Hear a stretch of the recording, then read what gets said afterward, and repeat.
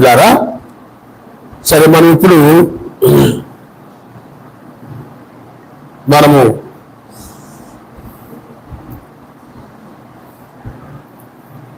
కీర్తన గ్రంథము 82వ అధ్యాయము మొదటి నుండి మనం చదువుకుందాం. సర్వశక్తిమంతుని సమాజంలో సర్వశక్తిమంతుడు నిలిచి ఉన్నాడు. దైవముల మధ్యను ఆయన తీర్పు తీర్చున్నాడు. ఎంతకాలం మీరు అన్యాయముగా తీర్పు తీరుస్తారు? ఎంతకాలము భక్తిహీనుల పక్షపాతము చూపుదురు? పేదలకును తండ్రి లేని వారికి న్యాయం తీర్చుడి, శ్రమ గల వారికి దీనులకును న్యాయం తీర్చుడి, దరిద్రులను నిరుపేదలను విడిపించుడి, భక్తిహీనుల చేతిలో నుండి వారిని తప్పించుడి. జనులకు తెలియలేదు, వారు గ్రహింపరు, వారు అంధకారములో ఇటు అటు తిరుగులాడుతారు. దేశమునకున్న ఆధారములను కదలుచున్నవి, మీరు దైవములను, మీరందరూ సర్వోన్నతుని కుమారులని నేను సెలవిచ్చినాను. అయినను ఇతర మనుషులు చనిపోయినట్లు మీరును చనిపోతారు. అధికారులు ఒకడు కూలినట్లు మీరును కూలుదురు.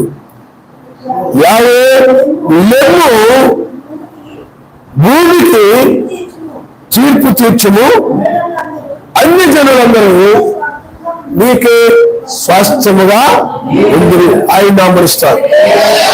హల్లెలూయా, హల్లెలూయా. వినారా,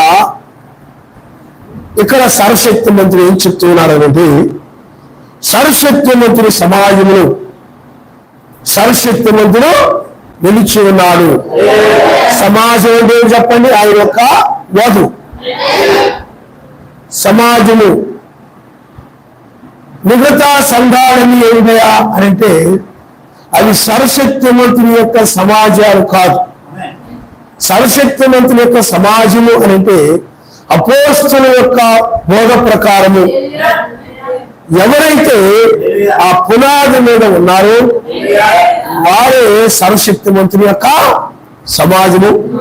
కానీ చాలా సంఘాలు ఆరంభంలో సర్వశక్తి మంత్రి యొక్క పునాది మీద, దానికి అపోస్తులు వేసిన పునాది మీద ఈ పునాది తప్ప పునాది వేయొద్దు అని బైబిల్ చెప్తా ఉంది. కానీ అపోస్తులు బోధించిన వాక్యమే పునాది అయినది. దానికి ఇంకోటి కలపడం కానీ దానికి ఇంకోటి తీసివేయడం కానీ చేయకూడదు. కానీ ఇప్పుడు చాలా సంఘాలు వాక్యములు అపోస్తులు చెప్పిన మాటల్లో ఏదో ఒకటి కలిపి ఏదో ఒకటి తీసివేసి ఈ విధంగా చాలా సంఘాలు సర్వశక్తిమంతుని తృణీకరించి సర్వశక్తిమంతుని పోగొట్టుకుని అవి సర్వశక్తిమంతుని యొక్క సమాజాలుగా లేవు, కానీ అవి సాతాను యొక్క సమాజాలుగా ఉన్నాయి. కాబట్టి పిల్లారా, సర్వశక్తిమంతుని యొక్క సమాజము అంటే సర్వశక్తిమంతుడు ఏ సమాజములో అయితే ఉంటాడు అంటే ఎవరైతే అపోస్తుల బోధ అంటే ఆయన ఒక్కడని ఆయన నామంలో బాప్తిజం ఉంది, ఆ యొక్క వర్తమానం ప్రకారం అపోస్తులు బోధించినటువంటి వాక్య ప్రకారం ఎవరైతే ఉంటారో వారి సర్వశక్తిమంతుల సమాజం తప్ప అందరూ కాదు. అందువల్ల ఆయన ఎక్కడ నిలిచి ఉన్నారయా అని అంటే ఆయన ఎక్కడి నుంచి ఉన్నాడు చెప్పండి? సర్వశక్తిమంతుని యొక్క సమాజంలో నిలిచి ఉన్నాడు. ఎందుకు అక్కడ నిలిచినాడు? ఆయన మనలో ఉండి ఆయన ఆరాధన పొందడానికి, మన ద్వారా ఆయన యొక్క వెలుగుని ప్రకాశింపజేసుకోవడానికి ఆయన ఆ విధంగా సమాజంలో ఆయన ఉంటాడు. హల్లెలూయా, హల్లెలూయా. ఎక్కడ పడితే ఆయన అక్కడ సమాజం. ఇది యేసువా సమాజం, సమాజం ఇది యేసువా సమాజం. కాబట్టి సర్వశక్తిమంతుని సమాజం వల్ల యేసువా సమాజం వల్ల ఒకటి. కాబట్టి చూడండి, ఆయన తర్వాత ఏం మాట్లాడుతున్నాడంటే దైవముల మధ్యను ఆయన తీర్పు తీర్చున్నాడు. విన్నారా? దైవముల మధ్యను ఆయన తీర్పు తీర్చున్నాడు. సృష్టి ఆరంభము నుండి కూడా ఇలారా చాలా తీర్పులు జరిగాయి. సృష్టి ఆరంభం నుండి కూడా చాలా తీర్పులు చేశాడు ఆయన. కానీ రెండవ రాకలో జరిగేటువంటి తీర్పు ఏమిటంటే అది ఒక శాశ్వతమైనటువంటి తీర్పు. ప్రతి కాలంలో ఆయన నీతిమంతులను రక్షించడం, దోషులను శిక్షించడం ఆయన ఆ విధంగా చేస్తూ వచ్చాడు.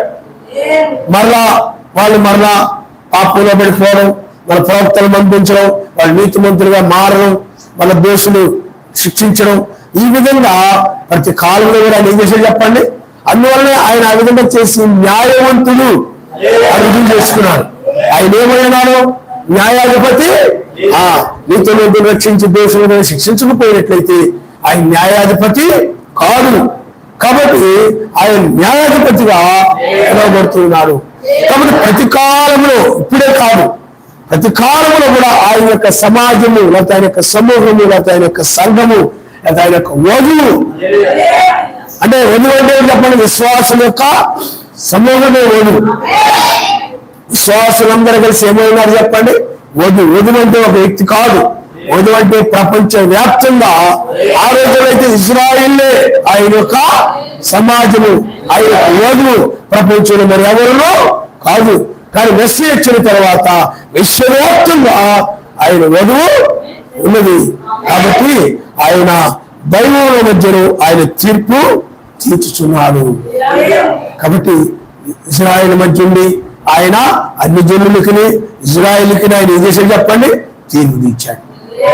మరి కాలంలో, లోతు కాలంలో, రాహాబు కాలంలో, అలాగే మనం దానియేలు కాలంలో, ముగ్గురు యూదుల కాలంలో, అలాగే బైబిల్లో మనం చూసినట్లయితే చాలా మంది కాలాల్లో ఆయన తీర్పు తీర్చాడు. నీతిమంతుల పక్షంగా నిలిచి నీతిమంతులు ఆయన ఏం చేశాడు చెప్పండి? రక్షించాడు. ఆ విధంగా న్యాయాధిపతిగా, అంటే దైవములు అనేది ఏంటంటే 6వ వచనం వరకు మీరు చదివినట్లయితే మీరు దైవములని, మీరందరూ సర్వోన్నతుని కుమారులని నేను సెలవిచ్చి ఉన్నాను.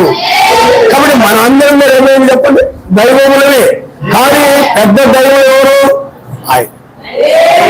మనము చిన్న దైవం. ఇప్పుడు మోషే ఉన్నాడు. మోషే కూడా ఏమైనాడు చెప్పండి? దైవమైనాడు. సర్వశక్తిమంతుని కుమారులు ఏమైనారు? దైవములైన.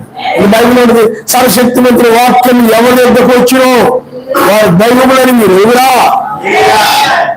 దైవములని మీరు ఎరుగురా. కాబట్టి ఆయన దైవముల మధ్య, అంటే కుమారుల మధ్య ఉండి, అంటే దైవాల మధ్య ఉండి, కుమారుల మధ్య ఉండి ఆయన తీర్పు తీరుస్తూ వచ్చారు సమాజం. హల్లెలూయా, హల్లెలూయా. ఎవరికి తీర్పు తీరుస్తూ వచ్చాడంటే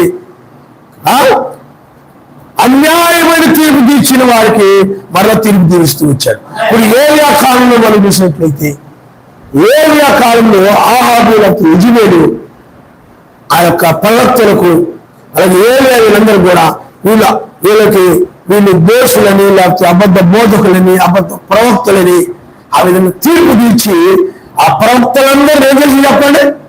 ప్రవక్తలందరినీ చంపించింది. అప్పుడు సర్వశక్తిమంతుడు ఏం చేశాడండి? ఆమె అన్యాయ తీర్పు తీర్చింది. కాబట్టి మరలా ఆయన న్యాయమైన తీర్పు తీర్చడానికి ఆ కాలంలో వచ్చి ఏలియాను రక్షించి ఆయన ఏం చేశాడు? ఆహాబు యొక్క కుటుంబం మొత్తాన్ని కూడా నాశనం చేశాడు ఆయన. హల్లెలూయా, హల్లెలూయా. అలాగే మెస్సీ కాలంలో చదివిన మెస్సీకి తీర్పు తీర్చారు, అన్యాయపు తీర్పు తీర్చారు. అన్యాయపు తీర్పు తీర్చినప్పుడల్లా ఆయన మరలా రంగం మీదకి వచ్చి న్యాయమైన తీర్పు తీర్చేవారు. అప్పుడు మెస్సీ ఏం చేశాడు? 3వ దినాన్ని తిరిగి లేచాడు. ఆ తర్వాత ఇజ్రాయెల్ని ఆయన ఏం చేశాడు? ప్రపంచం నలుదిద్దులకి వాళ్ళని చెదరగొట్టి ముస్సోలిని, హిట్లర్ వీళ్ళందరి ద్వారా కూడా ఆయన తీర్పు తీర్చాడు. ఆయన టైటస్ ఆ చక్రవర్తి కాలంలో వాళ్ళు ప్రపంచ నందుకులకి చెదిరిపోయారు. కాబట్టి ఈ లోకం ఎప్పుడు కూడా ఆయన బిడ్డలకు అన్యాయమైన తీర్పు తీరుస్తూనే వచ్చింది. అన్యాయమైన తీర్పు తీరుస్తూ వచ్చింది. ఎందుకనంటే ఆయన యొక్క పిల్లలు ఎప్పుడు కూడా లోకరీతిన జ్ఞానము లేనివారు, లోకరీతిన బలము లేనివారు, లోకరీతిన ఎన్నిక లేనివారు. అందుకని వారి గురించి బైబిల్ చెప్తుంది. వాళ్ళు ఎవరంటే చూడండి, ఎంతకాలం మీరు అన్యాయం తీర్పు తీరుస్తారు, ఎంతకాలం భక్తిహీనుల పక్షపాతము, ఆ భక్తిహీనుల పక్షంగా నిలిచి వీళ్ళు ఏం చేసేవారంటే ఆ నీతిమంతులను దోషులుగా తెలియజేసేవారు.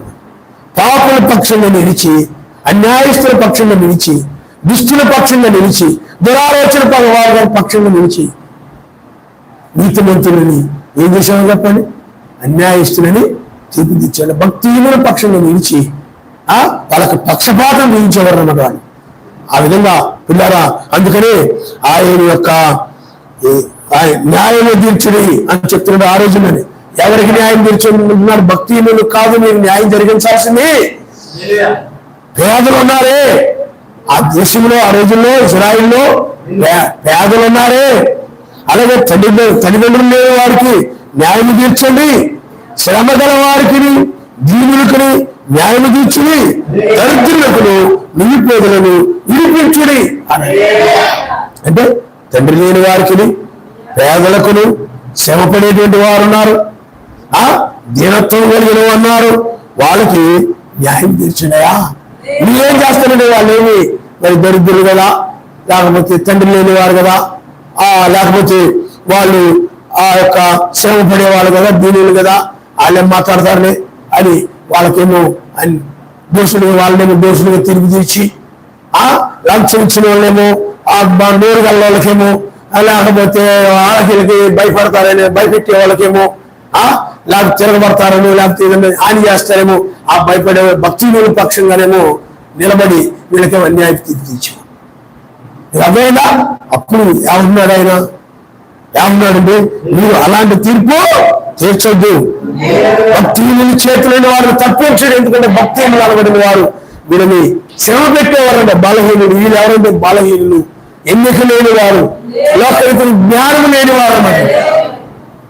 వీళ్ళని శ్రమ పెట్టేవారు, వీళ్ళని హింసించేవారు, ఇలాగో బాధ పెట్టేవారు అనమాట.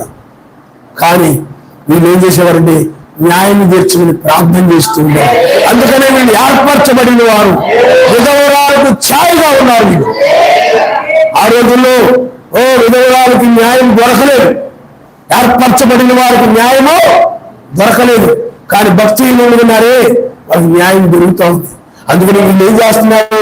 మొర పెడుతున్నారయ్యా, మాకు అన్యాయం తీరుస్తున్నారయ్యా, మేము ఏ నేరాలు చేయకపోయినా వీళ్ళు చెడుగా ఊహించుకుని మా మీద లేనిపోయింది తప్పులు మోపి మమ్మల్ని దోషులుగా తిరిగి తీరుస్తున్నారయ్యా, మాకు సహాయం చేయా అని ఆయనకి ప్రార్థన చేసేవారు అనమాట. ఎందుకంటే వీళ్ళకి ఎలాంటి లోకనైతిక బలము లేదు, లోకనైతిక ధన బలము కానీ, బంధు బలము కానీ ఏ బలము లేదు. లోకరికి జ్ఞానం కలిగిన వారు కాదు, లోకరికి ఎన్నిక కలిగిన వారు కాదు. ఇంకంతకని వీళ్ళు ఏం చేశారంటే ఏర్పరచబడిన వారు ఆయన మీద ఆధారపడి ప్రార్థన చేసేవారు. ఐదో రాజుల్ని నాకు నా ప్రతివాదికి న్యాయం తీర్చేయా, నాకు భక్తులకు న్యాయం తీర్చేయా అని చెప్పి ప్రార్థన నిత్యము ప్రార్థన చేసేవారు. హల్లెలూయా. కాబట్టి ఆయన వధువు అనంటే చూడండి, అలాంటి వారికి ఛాయగా ఉన్నారన్నమాట. విధవరాలు ఉందనుకోండి, వాళ్ళకి ఎవరు దిక్కుముక్కుంటారు. అలాగే ఎక్కడ కూడా చూడండి, వేదలంట, అలాగే తండ్రి లేని వారంట, శ్రమ పడేవారంట, దీనులంట, ఇలాంటి వారు వారికి ఎవరు అలాంటి వారు వాళ్ళు ఏం చేస్తున్నారండి? ఆ విధవరాలకి ఛాయగా ఉన్నారు. వాళ్ళు ఆ విధవరాలు వాళ్ళకి ఛాయగా ఉంది. వాళ్ళు ఆ విధంగా ప్రార్థన చేస్తూ ఉన్నవారు. ఆయన నమస్కారం. హల్లెలూయా, హల్లెలూయా. జనులకు తెలివి లేదు, వారు గ్రహింపరు, వారు అంధకారంలో ఇటు అటు తిరిగిలాడుచు దేశంలో కొన్న ఆధారములను కదులుచున్నవి. మీరు దైవములను, మీరందరూ సర్వోన్నతుని కుమారులను నేనే సెలవిచ్చున్నాను. అయినను మీరు ఇతర మనుషులు చనిపోయినట్లుగాని మీరు మరి బైబిల్లో మనము అపోస్తలుల కాలంలో ఆ యొక్క సువార్త ప్రకటిస్తూ ఉన్నప్పుడు ఆయన ఒక్కడే అని సువార్త ప్రకటిస్తూ ఉన్నప్పుడు, ఆ మెస్సీని గురించి ప్రకటిస్తూ ఉన్నప్పుడు ఆ సువార్త ప్రకటించడానికి లేదని చెప్పి అనేక మంది ఏం చేశారు? క్రైస్తవులు శ్రమ పెట్టారు, అపోస్తలులు ఇబ్బందులు పెట్టారు, చాలా వేదనకు గురి చేశారు, అపోస్తలుని చంపారు. చెప్పిన అలాంటి లేకపోతే చెప్పండి, చనిపోయారు. ఆ తర్వాత విరారా మనం చూస్తే కొంతమందిని సింహాలకు ఆహారంలో వేశారు, కొంతమందిని అగ్నితో కాల్చేశారు, కొంతమందిని రంపాలతో కోశారు. చాలా భయంకరమైన శ్రమలు వచ్చాయన్నమాట. చాలా భయంకరంగా శ్రమ పెట్టబడ్డారు. అది ఏ కాలం చెప్పండి? దూరకాలము.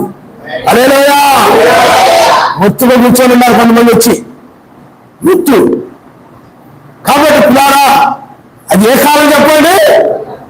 దూరకాలం. హల్లెలూయా. వాళ్ళు ఏం చేశారు చెప్పండి? ఇక్కడ వాక్యం చెప్తుంది చూడండి. ఇతర మనుషులు చనిపోయినట్లుగాను మీరు కూడా చనిపోదురు, అధికారులు ఒకరు కూలినట్లు మీరు కూడా కూలిపోవదురు.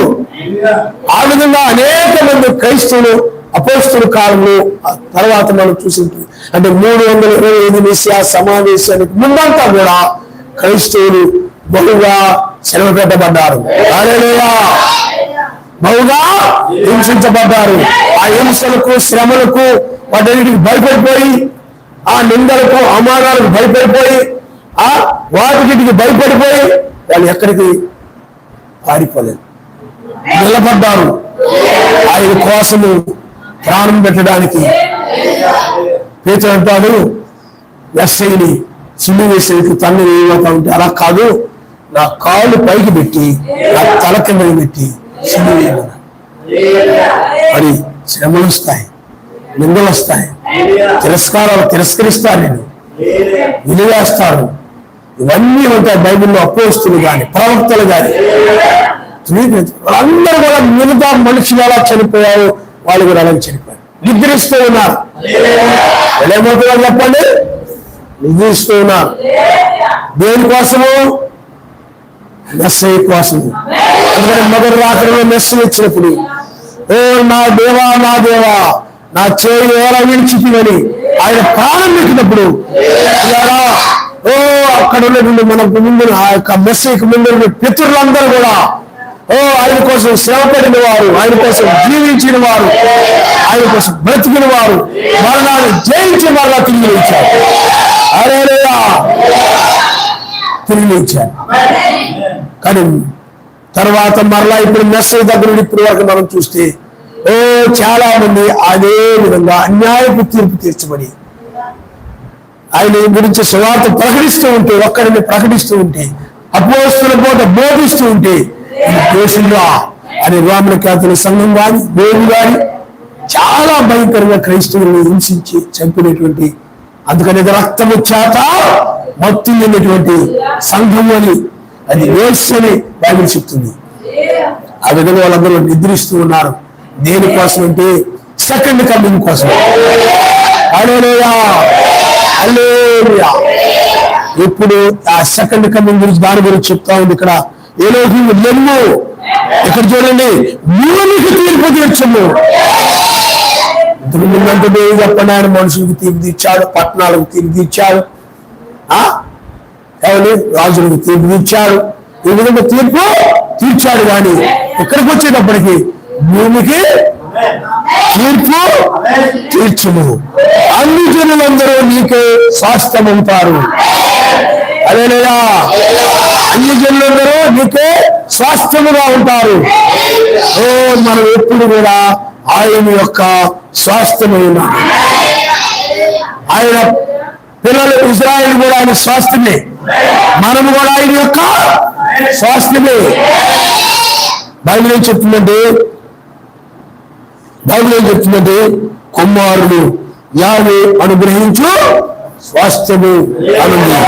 అంతేకాకుండా యోవేలు గ్రంథంలో ఏముందంటే, ఆ దినముల్లో అనగా యోదావారిని యెరూషలేము కాపురస్తులను నేను చెరలో నుండి రప్పించు కాలమున అన్ని జనులందరినీ సమకూర్చి యెహోషాపాతు లోయలోనికి తోడుకొని పోయి వారు ఆ దేశంలోనికి నా స్వాస్థ్యములు ఇజ్రాయేలులందరినీ చెదరగొట్టి చూడండి, నా స్వాస్థ్యము ఇజ్రాయిల్ అంటున్నాడు ఆయన. నా స్వాస్థ్యము ఇజ్రాయిల్ చెదరగొట్టి నా దేశమును తాము పంచుకొనుటను బట్టి నా జనుల పక్షమున అక్కడ నేను ఆ అన్ని జనులతో వాద్యమాడుతున్నాను. ఇజ్రాయిల్ ఉన్నాడు, నా స్వాస్థ్యము అంటున్నాడు. కాబట్టి మనమేమైనా చెప్పండి, ఆయన యొక్క స్వాస్థ్యము. మృతులైన వారు కూడా ఏమైనా చెప్పండి, ఆయన యొక్క స్వాస్థ్యము. కాబట్టి ఆయన స్వాస్థ్యముగా మనం ఎప్పుడవుతా ఉన్నదంటే బైబిల్లో ఆయన తీర్పు తీర్చడానికి లేచినప్పుడు ఆయన 995 వరకు కూడా ఆయన కృపా సింహాసనాలు ఉన్నారు. హల్లెలూయా, హల్లెలూయా. 995 వరకు ఆయన ఎక్కడున్నాడు చెప్పండి, కృపా సింహాసనం మీద ఉన్నాడు. ఆ తర్వాత 996లో ఆయన న్యాయాధిపతిగా తీర్పు తీర్చడానికి ఆయన లేచాడు. బండరాయిలు అలా కూర్చోలే ఉనికిపోలేడు. అర్థమైందా? ఆయన వచ్చాడు తీర్పు తీర్చడానికి, స్వాస్థ్యానికి స్వీకరించడానికంటే ఎలా ఉంటుంది చెప్పండి. కూర్చోలేరు అలాగా, లేచి నిలబడి వెళ్ళి అంటారు. కూర్చోలేరు. మీకంటే కూర్చొని రావాలన్నా కదులుకుంటే కదా, ఆత్మ కదులుకున్నప్పుడు ఏం చేస్తాడు మనిషి, నిలబడి ఆ సంతోషాన్ని తట్టుకోలేక లేచి అల్లెలూయా అని చెప్తాడు అనమాట. లేచి అడిగిపోతాయి కాళ్ళు, లేవలేరు, కదలకుండదు, ఆత్మ కదలకుండదు, అలా కూర్చొనే ఉంటారు. ఆత్మ కదిలించినప్పుడు ఏం చేస్తారు చెప్పండి, ఆత్మ కదిలించినప్పుడు స్తుతిస్తారు, లేచి నిలబడి శరీరం అంతా లేచిపోతారు అనమాట. అంతేగాని హల్లెలూయా హల్లెలూయా ఎక్సర్సైజ్ చేస్తున్నారు. ఎక్సర్సైజ్ బాగుంది, ఎక్సర్సైజ్ చేయడం మాకు హల్లెలూయా అని.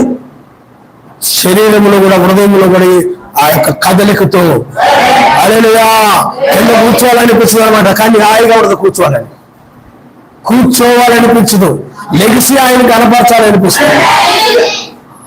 లెగిసి కానీ నీకు అలా చెప్పినా అలా కూర్చొని ఉంటాను. ఎందుకంటే అది ఆత్మ కదిలించాలి, చెప్తుందా? ఎవరు కదిలించాలి చెప్పండి, ఆత్మ. కాబట్టి నాకు ఆత్మ కదిలించట్లేదు, నేను ఎందుకంటే అలా కూర్చో. కాబట్టి పిల్లారా, ఇక్కడ వాక్యం చెప్తుందండి, ఆయన 96 రంగం మీదకి వచ్చాడని కానీ నిలబడని ప్రాణం. ఆయన రంగం మీదకి వచ్చి ఆయన ఏం చేస్తాడండి, తీర్పుని ఆరంభించాడు. తీర్పు అంటే ఏంటంటే రక్షణ మరియు శిక్షించడము. ముందుగా నీతిమంతులు అంటే ఆయన స్వాస్థ్యమైన ఆయన వధువుని, మృతుల్ని సజీవుల్ని లేపి మధ్యాకాశానికి ఆయన చేర్చి రక్షిస్తాడు. ఆ తర్వాత ఈ యొక్క భక్తులందరూ కూడా శిక్షిస్తాడు. భక్తులందరూ ఏం చేస్తారు చెప్పండి, శిక్షిస్తాడు. కాబట్టి ఇప్పుడు ఆయన ఏం చేస్తాడంటే తన స్వాస్థ్యమును స్వీకరించడానికి వచ్చాడు, తన స్వాస్థ్యమును తీసుకురావడానికి వచ్చాడు. కొంచెం అలాంటప్పుడు సిద్ధార్థ గారు కొంచెం కథలు కనపడతారు. మిగతా వాళ్ళు అలా ఉండదు, ఆ ఊపి రాదు, ఆత్మ కథలకు రాదు, ఆ స్పీడ్ రాదు, అదేనా? కాబట్టి పిల్లారా, అందుకని పరిశుద్ధాత్మ ఏం చేస్తారు చెప్పండి, ఇల్లు ఆ స్వాస్థ్యాన్ని ఏం చేశారు చెప్పండి, తీసుకుని వెళ్ళడానికి, మనని ఆయన స్వాస్థ్యాన్ని స్వీకరించడానికి ఆయన 1963లో ఆయన దర్శనం ఇచ్చాడు. 1996 ఆయన రంగం మీదకి వచ్చాడు. ఒక పాదమును మన దగ్గర, ఒక పాదమును సముద్రం మీద ఆయన లేపుతాడు. హల్లెలూయా హల్లెలూయా. ఇప్పుడు మనం ఎక్కడికి వెళ్తాం, మధ్యాకాశానికి ఎత్తబడతాం. ఆమేన్. కాబట్టి పిల్లారా, ఇక్కడ చూడండి, అన్యులందరూ మీకు స్వాస్థ్యంగా ఉంటారంటే ఇప్పుడు ఇదే బోరబోని, ఇదే వర్తమానము. అందుకని రేకొచ్చుగా వచ్చారు రెండవసారి. ఎందుకంటే నిద్ర మేలు కొలపడానికి, మృతులు నిద్ర మేలు కొలపడానికి, సజీవులను కూడా నిద్ర మేలుకొనడానికి. అందుకని నిద్ర మేలుకొని వాళ్ళు లాజరు నిద్ర మేలుకొనుకున్నట్లు కానీ సజీవులు ఎలాగైతే నిద్ర మేలుకుంటారో అదే విధంగా ఈ యొక్క తెల్లవారుజామున నిద్ర మేల్కొల్పడానికి ఆయన రంగం మీదకి వచ్చి ఇప్పుడు ఆయన వధువుని ఆయన ఎక్కిరమని పిలుస్తున్నాడు. అందుకని వేకువ వర్తమానమే మృతులకి ప్రధాన శబ్దముగాను సజీవులకు బోధకులుగా ఉన్నది. అందుకని మృతులనబడిన వారు మొదలు లభిస్తారు, సజీవులైన వాళ్ళు మనము కూడా లభిస్తాము. అప్పుడు ఏకంగా మనం కొనుక్కోబడతామంటే మనం కొనుక్కోబడే కాలం ఒక్కటే. మృతులు సజీవులు కొనుక్కోబడే కాలం వేరు వేరు కాదు, ఒక్కటే కాలం. అందుకని ఈ వర్తమానము మృతులను లేపు వర్తమానమైనది, అదేవిధంగా సజీవులను లేపు వర్తమానమైనది. అందుకని ఆ కొనుక్కోబడే కాలం ఏంటంటే 8వ దినము వేకువజాము, 3వ దినము. 8వ దినం అంటే 7 సంఘకాలం తర్వాత 7వ సంఘకాలతో వేకువ చుక్క దినమే 8వ దినము. ఆయన వేకువజాములు వచ్చాడు కాబట్టి ఆయన 8వ దూతగా పిలువబడుతున్నాడు. కాబట్టి వేకువజాము 2000 సంవత్సరాల తర్వాత 2024 అంటే ఇది 3వ దినము. ఇప్పుడు మనము 8వ దినములో వేకువజాములు 3వ దినము. మెస్సయ్య కూడా ఇదే సమయంలో లేచాడు. కాబట్టి మృతులను సజీవులను హల్లెలూయా. ఇప్పుడు మనం ఆయన స్వాస్థ్యం అయిపోతున్నాం. ఇక మనం ఇప్పుడు మనం ఏమైపోతున్నాం చెప్పండి.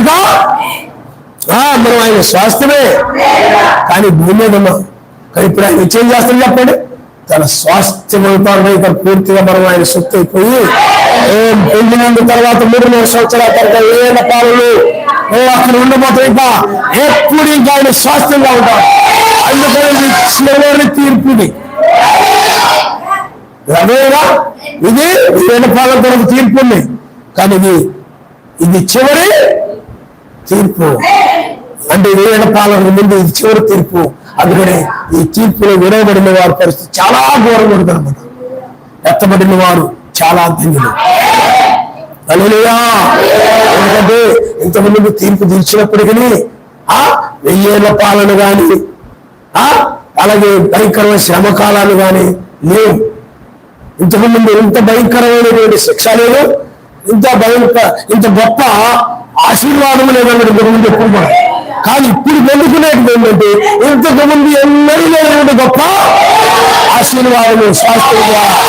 హల్లెలూయా, హల్లెలూయా, హల్లెలూయా. విడబడిన వారు ఇంతకుముందు ఎన్నడూ పొందినటువంటి భయంకరమైన శిక్ష బైబిల్ శిక్ష ఆరంభం నుండి కూడా అలాంటిది పొందలేదని భక్తులు అలాంటిది పొందబోతున్నారని వాక్యం చెప్తా ఉంది. కాబట్టి ఆయన స్వాస్థ్యం అంటే ఎవరు చెప్పండి?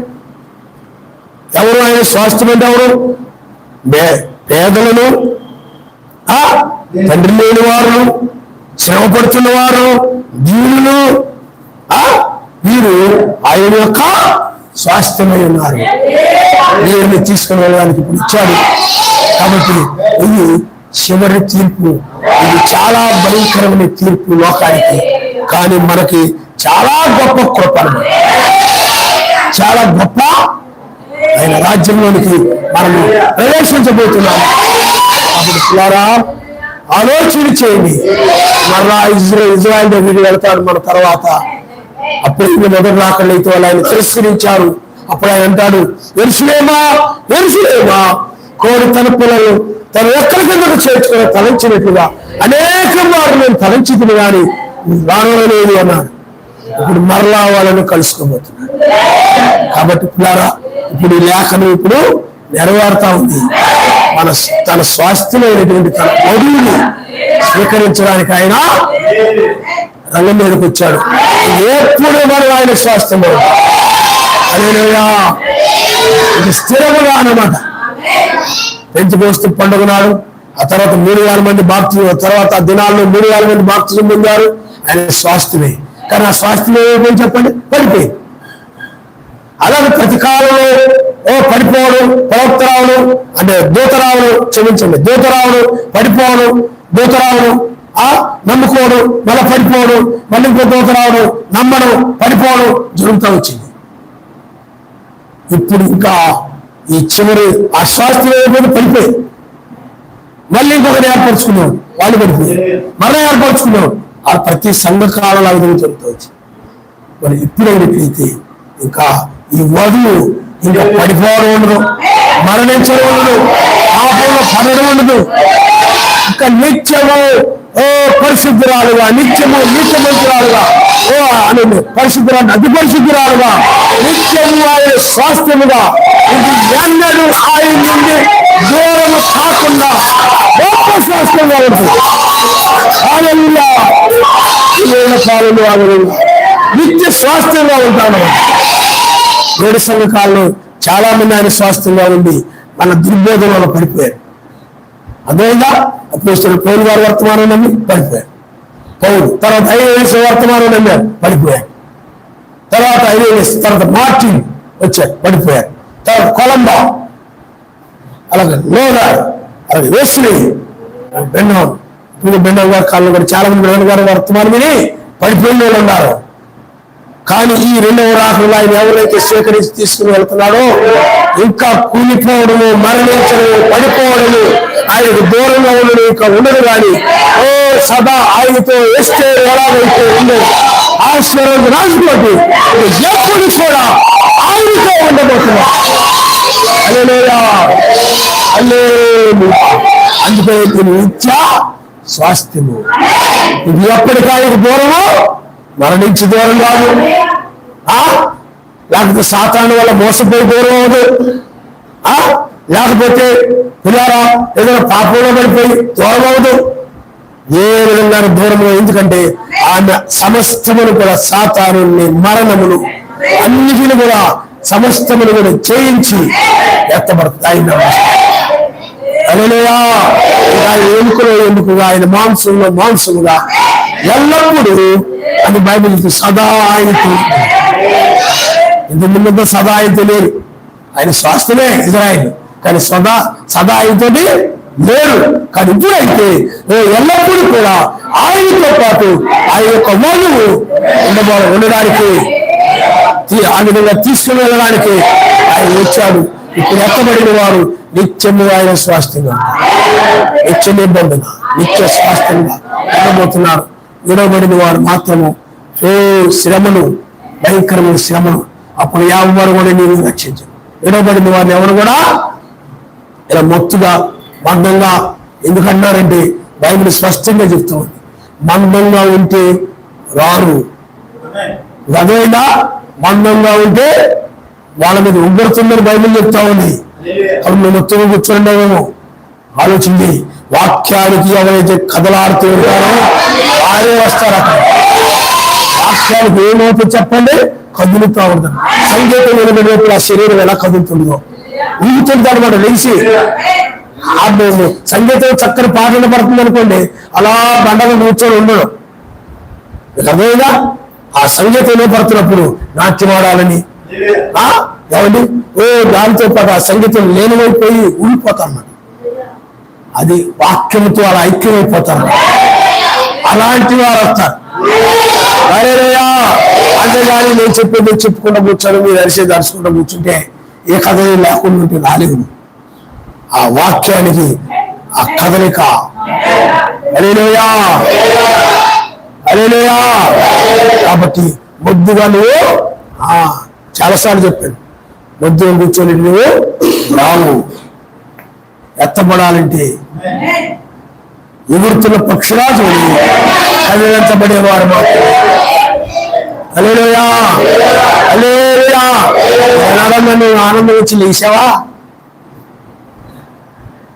ఏనారా నీకు ఆనందం వచ్చి లేచి హల్లెలూయా అని స్తుతించావా?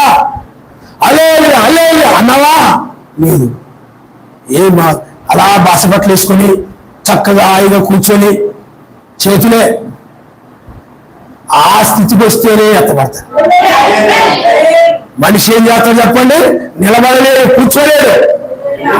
వాక్యానికి ఆ కథలకి నువ్వు హాయిగా కూర్చున్నావంటే ఇంకా నువ్వు ఎత్తబడే స్థితికి రాదు, కొనుగోబడే స్థితికి నువ్వు ఇంకా రాలేదు. చక్కగా కూర్చొని భోజనం ముందు కూర్చున్నట్టుగా చక్కగా కూర్చొని విన్నావు. కానీ మాటలు వింటున్నప్పుడు నీకు కూర్చోవాలనిపించింది. అది చాలాసార్లు ఇక్కడ ఉండగానే కదిలించబడమే కాదు, ఇలా ఉండగానే వెళ్ళిపోతే బాగుండేది. ఇవాళ ఎలాగని అనిపించిందా? ఇలాగ ఎగరాలనిపించిందా? లేకపోతే స్థితించాలనిపించిందా? లేదు, ఇంకా ఎత్తబడి స్థితికి రాలేదు. హల్లెలూయా. కళ్ళు ఉంచుకోండి, మనం ప్రార్థన చేసుకుందాం.